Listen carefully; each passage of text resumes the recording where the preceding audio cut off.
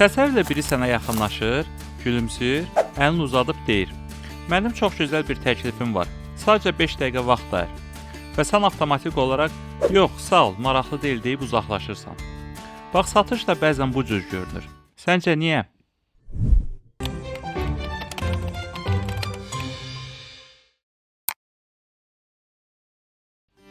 Salam dostlar, kanala xoş gəlmisiniz. Bugünkü mövzumuz satış niyə olmur? Başqa cür desək, alıcı niyə qaçır? Əgər sən də dəfələrlə niyə almırlar axı sualını özünə dərd eləmisənsə, rahat ol. Səbəbləri birlikdə araşdıraq. Birincisi, satmaq istədiyin haqqında yox, alıcının istədiyi haqqında danış. Çox vaxt biz məhsul haqqında elə hey danışırıq, amma alıcı baxır ki, bu mənlik deyil.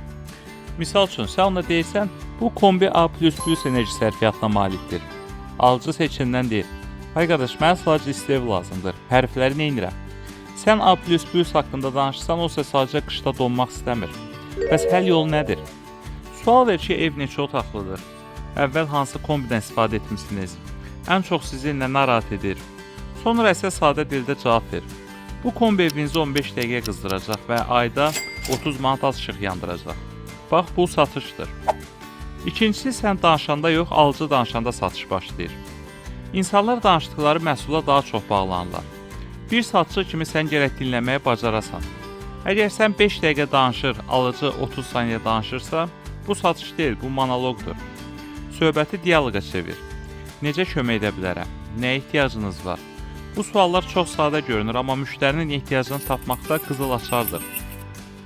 Üçüncüsü, satışda çox danışmaq səhvdir. Hə, çox danışmaq. Sənin məhsulun haqqında məlumatın ola bilər. Bu gözəldir, amma hər bildiyini demək məcburiyyətində deyilsən. Əksinə, müştəri sənin sakit, əmin, güvənli danışığını görmək istəyir. Məsələn, sən deyirsən ki, bu saat suya davamlıdır, süni intellekt texnologiyası var, bluetooth-a qoşulur, mikrofonu var, mesaj gələndə titrir, həmçinin özündə GPS var, həm də alıcının isə səbri tükənir və soruşur: "Qardaş, əsas odur saat vaxtı göstərir də." Yəni, çox danışmaq satışın düşmənidir. Biraz danış, sonra sual ver, sonra biraz daha danış, sonra sus. Ən vacibi isə sakit qalxmaqdan qorxma. Dördüncüsü, bahadır sözündən qorxmaq olmaz. Müştəri bahadır deyəndə satıcılar panikaya düşür.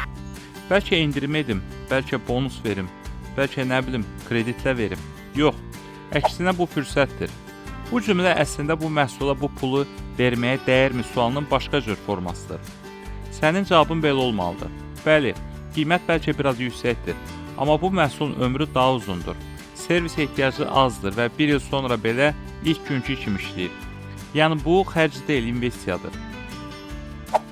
Beşincisi, gözləntidən aşağısını təklif etmək məyusluq yaradır. Reklamda deyirsən ki, inanılmaz keyfiyyət, möhtəşəm nəticə.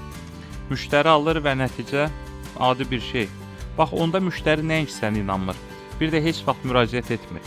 Reklamın və reallıq arasında uçurum varsa, sən satmırsan, sadəcə aldadırsan. Ən yaxşı satış odur ki, müştəri gözlədiyindən daha çoxunu alsın.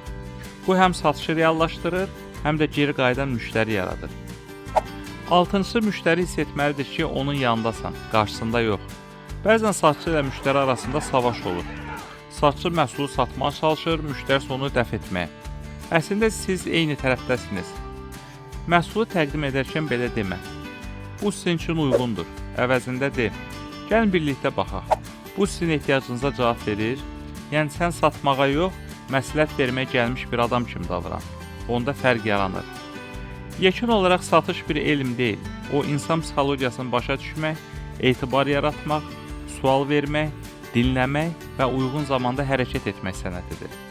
Sən satmaq yox, yardım etmək niyyəti ilə yaxınlaşsan, insanlar da səninlə işləməyə can atacaq. Yəni, alıcının qaçmaması üçün sən satıcı yox, məsləhətçi, etibarlı tərəfdaş, problemi həll edən insan kimi görünməlisən.